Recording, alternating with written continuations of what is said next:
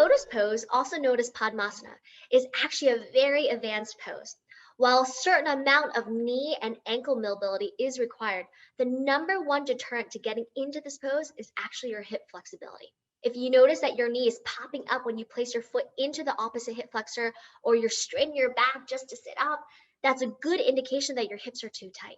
Try sitting onto a block, which may help getting into this pose easier. However, if you experience any sharp pain in your knee or elsewhere, absolutely back off and do not force yourself into this pose. What I would recommend for you is to work on opening up your hips. Here are 3 tried and true yoga poses that will really help you prepare for your lotus pose.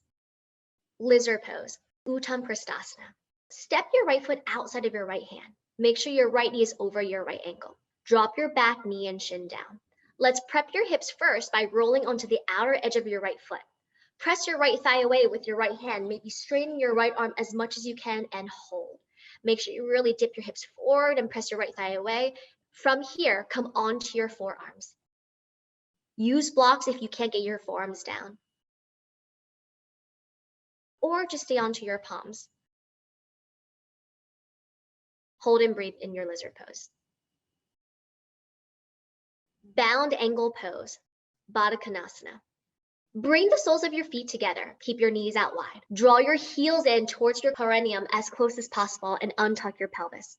Lift your chest and leave the heart forward fold and use your elbows to press your thighs down. If you're straightening your low back to sit up, come sit onto a block and you can simply use your hands to press your thighs down.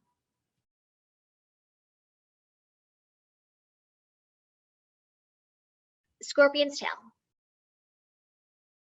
Come into your downward facing dog. Lift your right leg up to the sky. Bend your knee and stack your hips. Let your right heel drape towards your left shoulder. Draw your left heel down. Stretch the inner thighs and open up the hips. If this is too much, a modification is you can come onto all fours and open up your hip.